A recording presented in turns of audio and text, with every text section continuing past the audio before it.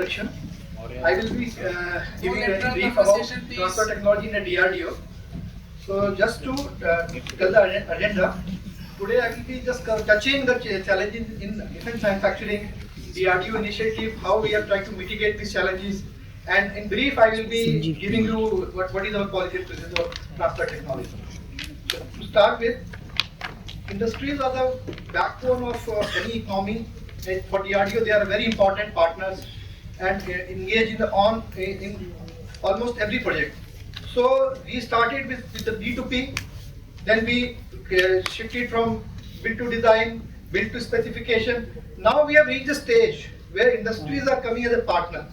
So especially from 2020 onwards, the concept of DCPP has come up, where the industries have been engaged in the structure of our DRDO developed project, basically mission mode projects. So it was just a small journey how we have progressed. What are the challenges in defense manufacturing? Basically, when we talk about defense, it necessarily requires multidisciplinary. And industry have some limited capability in certain areas. It requires it requires a large and complex to small prototype design, large investment in R&D. Basically, it's a huge R&D risk because when we start a project, we don't know we only can assess the TRL levels. What are the TRL levels of our subsystem and how they will perform in the actual operational condition is not known. It can be predicted based on some certain models, but it is certainly a risk. It requires huge investment from manufacturers. Raw materials, we are shifting from conventional to the advanced raw material like advanced carbon composite technologies for the benefits, for reducing the weight, getting added advantage. Then, over and above that, these materials requires advanced manufacturing techniques which were not available in the country. Now slowly we are building up, we are excelling in the advanced composites and other electronic systems. So these are the challenges.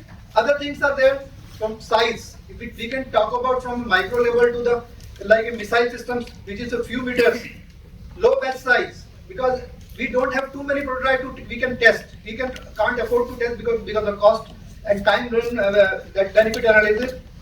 This technology is changing very fast. The moment you produce something, within a few years, you will see technology is altogether changed.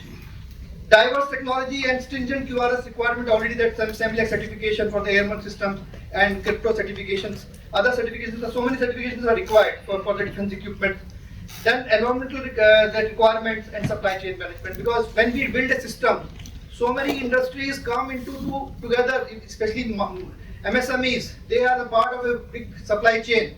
For the resilience to stay in that business, it requires the continuous that they should be fed and they should get the orders. So it is still a challenge to get the order from the armed forces after the development.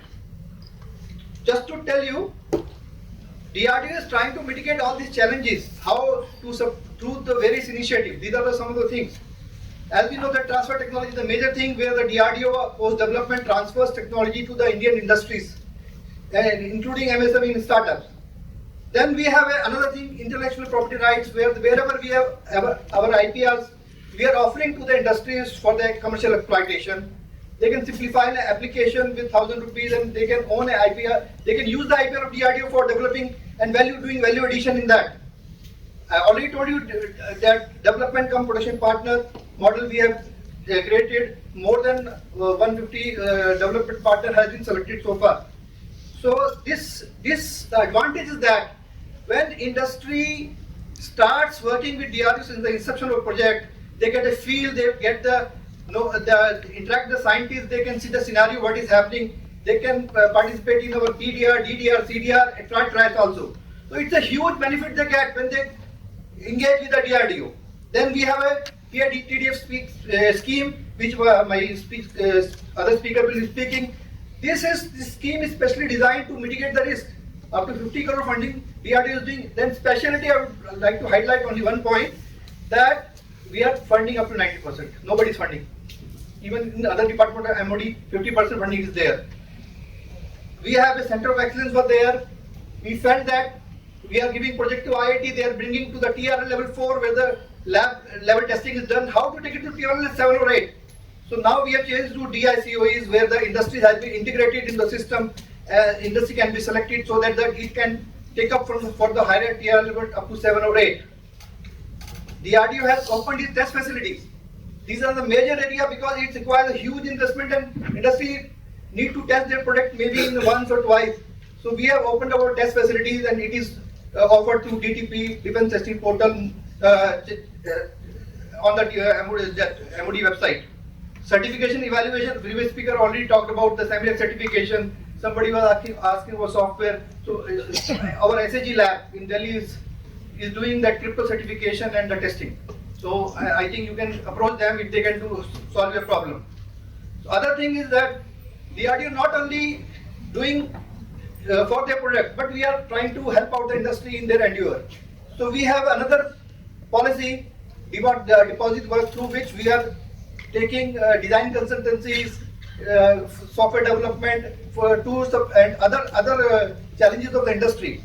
The industry can approach to the respective lab. Then we have a summer initiative where we are trying to assess the maturity level of the QA processes in the industries. It is at the just preliminary level, it may take up shape in a few years. Then if some industry want to export the DRDO develops the product, then we have a policy in place where that we will not only support in their making the specification, but we can go in with them and negotiate with at the foreign soil. We have a skill development center we have made in UP Defense Corridor, Lucknow, Defense Technology and Testing Center. And most importantly, we were hearing that DRDO is not approachable for the industry. Industry was initially complaining. Now we have come up with an initiative, industry interface group in each lab, where industry can approach any of the labs first and third Wednesday. Just walk in. If you inform 1 day or 2 days before, the concerned expert will be available for you. So there is no longer limitation of reaching any of the lab. If lab is not solving your problem, we have an IAG at our DRDO headquarters at the last Friday of the month. So we are approachable, accessible to you. You can reach to us. So now I will come to the actual business. We are the Directorate of Industry Interface and Quality Management, single window in DRDO headquarters for administrating policy matters and industry interfaces. So basically, any industry facing any problem anywhere in DRDO can write to us. If it pertains to our domain, we will try to solve it. If we need a connected to some other directorate or any other lab, we'll try to bridge the gap. We'll try to make you solve your problem. So all the industry can write to us if they're facing any problem. So to start with the provisions, this is the report card of DRDO, you can say, till 1998. These are the numbers just reflecting. You can see in the last 4 or 5 years, last 6 years, we have done 1251 TOTs to the industry, and you will be appreciating that most 90% of these are the private industries only. So most of the technologies are going to private industries. GPSCs are slowly coming in a larger role to support them also. These were some major systems: Akash weapon system, Astra missile, medium power radar, ATDS Marich, Varnastra, air independent propulsion system, Pinaka attacks. These have been transferred to the industries. You will be assuming that these are few systems. But when I talk about Akash weapon system, it has been given to Bell and BDL. There is a 250 industries working behind this project.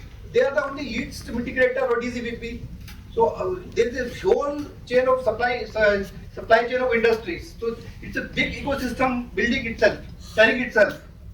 Coming to some basic question: what is technology, and when should we do the TOT? Where this TOT takes place? Whom we can provide the TOTs? So these are some of the basic questions which everybody asks. Just to tell you, what we own, we can only transfer. So basically, whatever the design, know-how, processes, product, system, subsystems, or component, anything whose IPR right is owned by DRDO or know-how, why is owned by DRDO, can be transferred to the industry, and we are calling it the technology. And just coming to what is the technology transfer? It is a mechanism, introduced mechanism through which from paper to product. what happens at the end of the technology transfer? We hand over the document. We are calling it a technology transfer document. Industry gets a book of some few documents through which they try to produce all the product. So from the paper to the product, we are calling it as a technology transfer. Post development and testing, these technologies are transferred to the Indian industries. If we are talking about these military technologies, there are two categories: military and spin-off dual-use technologies. Military technologies are transferred only to the Indian industry. If it is spin-off technology, that can be transferred to the foreign industry also with the certain approvals.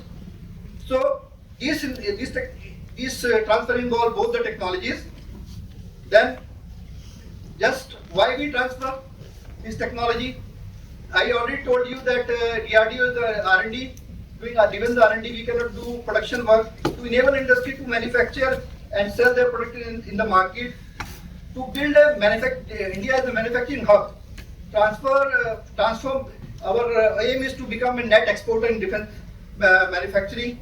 So we want to achieve a target of 50,000 crore in the defense exports.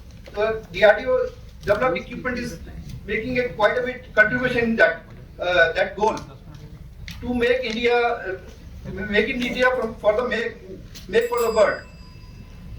I just wrap up. Already this technology can be transferred to PSU, DPSUs, MSMEs, and these are the policies.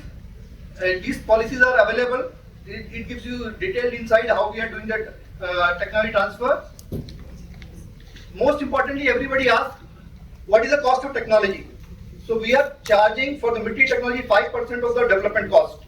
We are not loading any infrastructure, manpower, or other resources on that. And the industry which are engaged in the development, we are not charging any TOT fees from them.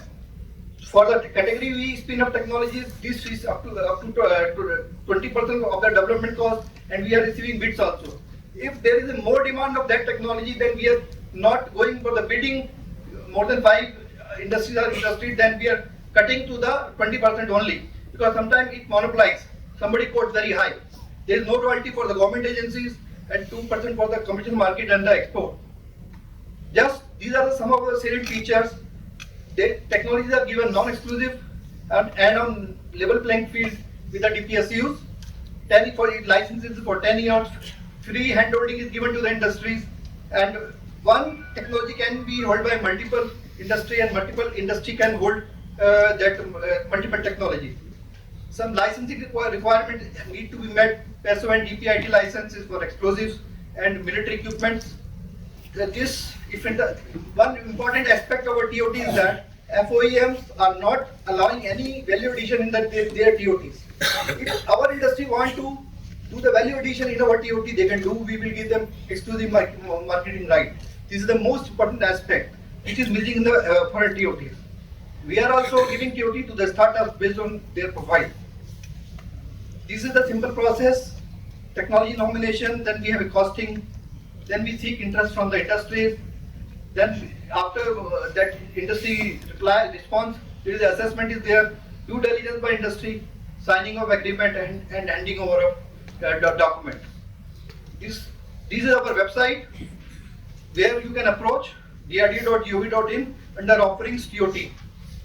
There details of all our technologies are listed. There is a committee is there which shortlists these industries for signing of licensing agreement. They are responsible for selecting technically competent and financially sound firms, verify the claims made by the industry. If required, they can visit also. So these are the 3 agreements which generally enter. If any industry before signing a licensing agreement want to know more about the technology which is details which is not available in public domain, then they can sign a CNDA with us and they can know more about that technology, whatever they want to know. If they want to take some material, if in case it is feasible, then we can sign a material transfer agreement and transfer the material also to the industry for their verification. Finally, lastly, the licensing agreement is signed with the industry. This is our that point of contact. You can approach us at the DRDO headquarters, write to us, call us, and we will very happy to resolve if any questions are there. Thank you very much.